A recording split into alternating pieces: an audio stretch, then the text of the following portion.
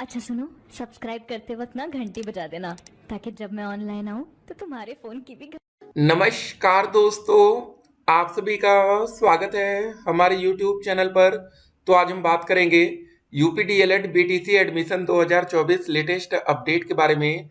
तो आज हमारी तारीख हो चुकी है 19 नवंबर 2024 की। पहले बड़ी खुशखबरी हम आपके सामने रखेंगे। जी हाँ, पूरी अपडेट आज इस वीडियो में देखेंगे कि टीचर बनेंगे तो कैसे बनेंगे और सैलरी क्या मिलेगी आपको, स्टेट रैंक और काउंसलिंग को लेकर क्या अपडेट है। देखिए, सारी बातें अगर आप पहले से जानेंगे तो उसमें आपको ज़्यादा इंटरेस्ट आएगा और आप अच्छे से पढ़ाई करेंगे। ठीक है, डीएलएड करके 1 से 5 और 6 से 8 तक के ही टीचर आप बन सकते हैं, ये बात पहले से आपको पता होनी चाहिए। केवीएस वैकेंसी में भी पार्टिसिपेट करने का आपको मौका मिलता है, जो केंद्रीय विद्यालय स्कूल नहीं होते हैं वहाँ पर भी तो 1 to 5 6 to 8 होता है ना। तो वो सारी अपडेट्स को हम इस वीडियो में देखेंगे। आप लोग के जितने भी कमेंट्स हैं उसका आंसर करेंगे। एक बड़ी खुशखबरी हमें क्या लग रही है वो पहले हम आपके सामने रखते हैं। यहाँ पर देखिए, जनवरी 2026 में 10 वर्ष हो जाएंगे 7वां वेतन आयोग लागू हुए। ठीक है, 8वें वेतन आयोग पर जल्द हो सकता है फैसला। तो ये दोस्त एक बड़ी अपडेट है जो कि हम आपके सामने यहाँ पर रख रहे हैं। तो देखते हैं अब सरकार इस पर क्या फैसला लेती है। अगर 8वां वेतन आयोग लगेगा तो सैलरी जबरदस्त तरीके से बढ़ेगी टीचरों की, ठीक है ना, सबकी सैलरी बढ़ जाएगी। तो जब आगे चलकर आप लोग वैकेंसी में पार्टिसिपेट करेंगे, जिस टाइम आप लोग आएंगे, जो आज हम लोग बात करते हैं 50,000 से आज के डेट में लगभग स्टार्टिंग है, तो उस समय लगभग 70,000 के आसपास आपकी सैलरी स्टार्ट होगी, 70 से 80,000। गजब की सैलरी आप लोगों को मिलेगी। यूपी बोर्ड की परीक्षाएं 24 फरवरी से 12 मार्च तक होंगी। तो इसका एक मतलब ये भी है ना कि इस बीच में कम से कम आपका डीएलएड का एग्जाम नहीं होगा, ना तो कोई बैक पेपर होगा, ना तो कोई सेमेस्टर एग्जाम होगा। तो जब यूपी बोर्ड का एग्जाम होगा तो उस समय डीएलएड का कोई पेपर नहीं होगा। एक और बात जरा देखिए, 5 साल तक रिजल्ट, 1 वर्ष से नियुक्ति का इंतजार। ठीक है, शासन स्तर से नियुक्ति का आदेश जारी होने के बावजूद भटक रहे हैं 522 अभ्यर्थी। 1 साल से इंतजार कर रहे हैं। ठीक है, तो ये हम आपको बताना चाहते हैं कि कितना सब्र करना पड़ता है। आप लोग अभी 1 महीने का इंतजार किए हैं और आपका सब्र लगभग खत्म हो चुका है। ठीक है, आप लोग के कमेंट से पता चल जाता है कि आपका सब्र बचा है कि नहीं, बिल्कुल। ठीक है, तो इंतजार देखिए करना ही पड़ेगा। आप किसी भी, देखिए सरकारी वैकेंसी में अगर आप कहीं पर भी जा रहे हैं ना, वहां पर आपको इंतजार करना ही पड़ता है। इंतजार करना सीखेंगे तो यूपी में जब आप लोग टीचर बन भी जाएंगे ना, तो पहली सैलरी आने में कभी कभी 3 महीने का समय लग जाता है और कभी कभी 6 महीने का समय लग जाता है। तो ऐसा भी आपको देखने को मिलेगा। चलिए अब आप लोग के कमेंट्स को देखते हैं। आप प्लीज बताइए कि काउंसलिंग कब से शुरू होगा। देखिए, इसके लिए पहले स्टेट रैंक देखिए। मामला क्या है ना, मामला है कोर्ट के आदेश का। कोर्ट में आदेश आया था जो कोर्ट का, उसके हिसाब से 12वीं पास छात्रों को मौका मिलना चाहिए। अब भाई पीएनपी को जब इस ऑर्डर को चैलेंज करना पड़ेगा, उनके आदेश को, तो ये बात बतानी पड़ेगी ना कि 12वीं पास छात्र एलिजिबल नहीं है, तभी तो उसमें स्टे ऑर्डर मिलेगा। और बिना, ठीक है, स्टे के अगर ये काउंसलिंग की प्रक्रिया शुरू कर देंगे तो इन पर कोर्ट की अवमानना लग जाएगी कि भैया ये कोर्ट के आदेश को मानते नहीं है। तो इतनी बड़ी गलती पीएनपी तो कभी कर ही नहीं सकती, सोच भी नहीं सकती। नहीं तो जज, जो जज साहब रहेंगे ना, सचिव जी को तलब कर लेंगे वहां पर, उनकी हालत खराब होगी। कोर्ट में देखिए, अच्छे अच्छे लोग कोर्ट में जाने से डरते हैं। आप भी कीजिए डेली टेल अ लाइस भी। ठीक है, झूठ झूठ, देखिए झूठ की कोई बातें नहीं है। थोड़ा सा आपको हर तरह की नॉलेज आपको मिलते रहनी चाहिए और आप लोग रेगुलर अपडेट रहेंगे। देखिए, एक बात याद रखिए, आप अपने आप को अपडेट रखिए। जैसे कुछ बच्चे होंगे कि आप उनको सोच रहे हैं कि चलिए कब आएगी। एक बात याद रखिए, कुछ चीजें अचानक से आती हैं और चली जाती हैं। आज के डेट में भी 19 नवंबर को भी कुछ बच्चे चाहते हैं कि डीएलएड की जो डेट है उसको एक्सटेंड कर दिया जाए, एक बार आवेदन की तारीख को फिर बढ़ा दिया जाए ताकि वो आवेदन कर सकें। आपको पता होगा आवेदन 1 महीने तकरीबन चला, एक बार डेट को बढ़ाया गया, उसके बावजूद आज भी कुछ अभ्यर्थी आवेदन नहीं कर पाए। तो इसका मतलब आप लोग समझ रहे हैं ना कि रोज वीडियो बनती थी, 1 महीने तक सब कुछ हुआ हर एक दिन, लेकिन वो बच्चे कैसे छूट गए।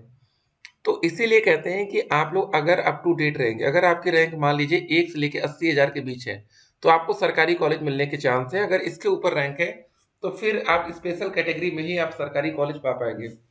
स्पेशल कैटेगरी में जैसे हमारी कैटेगरी आएगी पीएच कैटेगरी, फ्रीडम फाइटर और एक्स सर्विसमैन, बस। और उससे पहले कोई भी कैटेगरी में फिर सरकारी कॉलेज मिलना मुश्किल होगा। चलिए अगला कमेंट। एक्स सर्विसमैन के बारे में पूछा था सर कि क्या उनको काउंसलिंग में कुछ एडवांटेज मिलता है क्या? बिल्कुल, आपको सरकारी कॉलेज में अच्छा एडवांटेज मिलेगा, बाकी पैसा तो उतना ही लगेगा। ओबीसी में 225 सरकारी डाइट मिल जाएगा, नहीं बहुत ही मुश्किल है। 170-80 कैटेगरी है, प्राइवेट कॉलेज मिल जाएगा कि नहीं? देखिए, प्राइवेट की दिक्कत जल्दी नहीं होती है क्योंकि हर साल कुछ ना कुछ सीटें खाली जाती हैं। तो जिस भी जिले में सीट खाली रहे आप वहां पर जाकर डायरेक्ट एडमिशन ले सकते हैं। लेकिन हाँ, फॉर्म भरना जरूरी है। जो बच्चे फॉर्म नहीं फिल किए हैं, वो बच्चे किस बेस पर एडमिशन ले पाएंगे? उनको भी एक आधार है, माइनॉरिटी के कुछ कॉलेज हैं जैसे लखनऊ में आप जाकर पता करेंगे तो वहाँ लेकिन फीस आपकी डबल ट्रिपल लगती है। अगर आपने फॉर्म भर दिया है तो जो फीस लगती है बस उतना ही देना पड़ेगा। फॉर्म नहीं भरा है तो आप डबल फीस के लिए भी तैयार रहेंगे। कब आएगा स्टेट रैंक सर? अब देखिए, हमने बोला था ना, एक हफ्ते फिलहाल इंतजार करिए आप लोग, कम से कम 7 से 10 दिन का टाइम दीजिए तो कुछ बातें बने। सर क्या अगर 12th वालों को एलिजिबल कर देंगे तो एंट्रेंस एग्जाम होगा या फिर अगले साल ऐसा होने की संभावना है?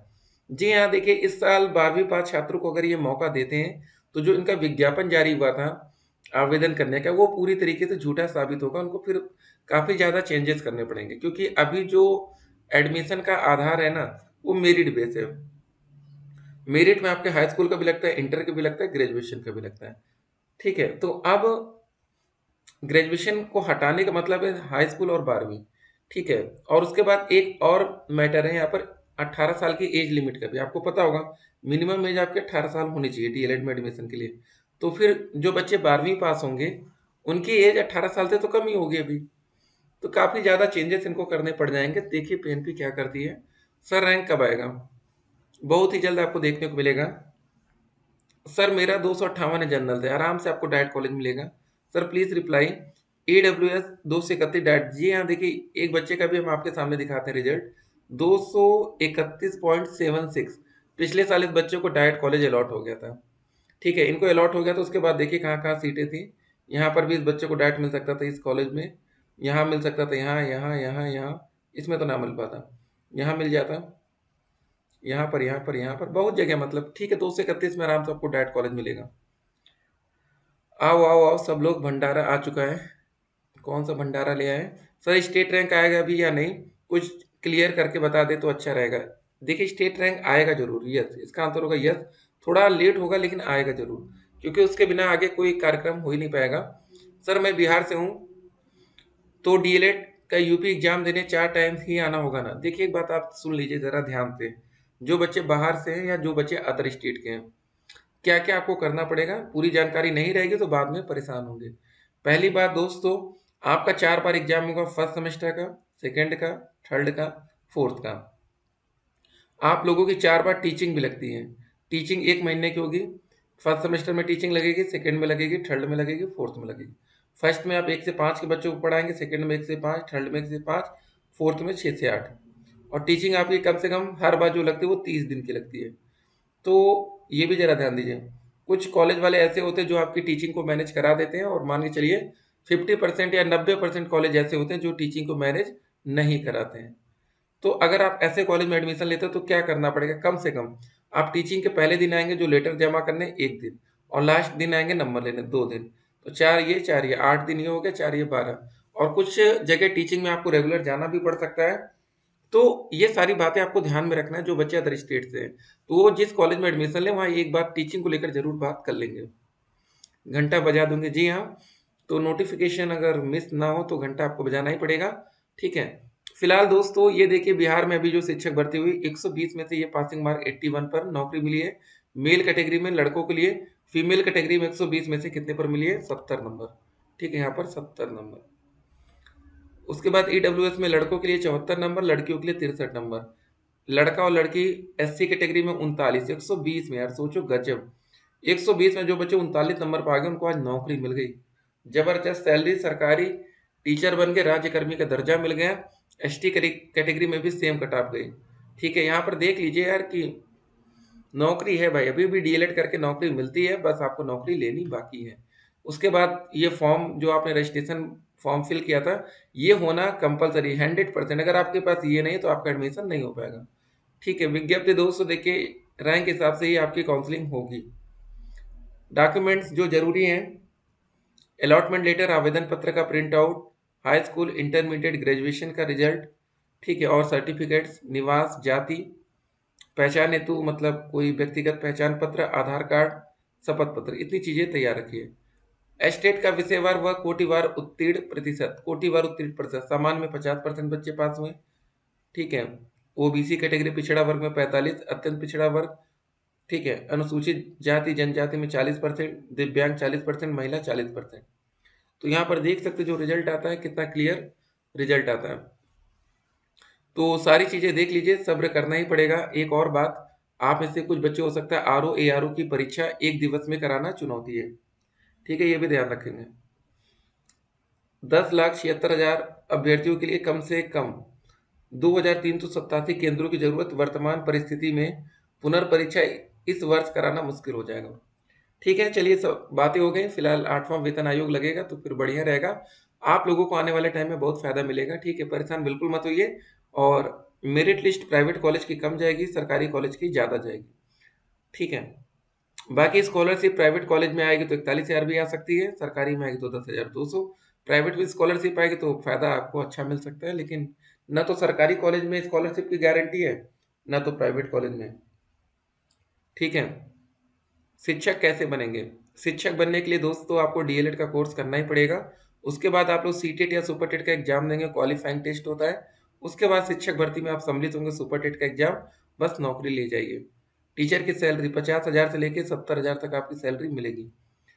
जी हाँ, यूपी छात्रों के लिए बड़ी खुशखबरी है, बिहार में काफी बच्चों ने नौकरी पाई, यूपी में तो वैकेंसी आ नहीं रही, लेकिन हाँ ठीक है, वैकेंसी आ नहीं रही इसका मतलब ये नहीं कि कभी आएगी नहीं, आएगी जरूर, थोड़ा सा सब्र मांगते हैं। डीएलएड में करेक्शन डेट क्या है फॉर्म का? तो यहाँ पर आपको कोई भी करेक्शन का मौका नहीं दिया जा रहा, लेकिन पीएनपी को चाहिए था, जब इतना खाली समय पड़ा है कि अभी स्टेट रैंक जारी नहीं कर पा रहे हैं, तब तक बच्चों को करेक्शन का मौका दे दें, ताकि जो बच्चे फॉर्म भरते समय गलती किए वो सुधार सकें, ठीक है। डायरेक्ट एडमिशन दोस्तों ये लास्ट का प्रोसेस होता है, काउंसलिंग के बाद डायरेक्ट एडमिशन में आप पार्टिसिपेट कर पाएंगे। डायरेक्ट कॉलेज की कट ऑफ जनरल में 230 प्लस, ईडब्ल्यूएस ओबीसी में 225 प्लस, एससी में 215 प्लस, बाकी में 200 प्लस, ठीक है। बाकी में 10-10 नंबर 240 प्लस यहाँ कर देंगे, 235 प्लस यहाँ कर देंगे, 225 प्लस कर देंगे, बाकी 210 प्लस, ठीक है। चलिए दोस्तों, सभी बच्चों को ऑल द बेस्ट, फिर मिलते हैं एक और वीडियो में, स्टे कनेक्टेड।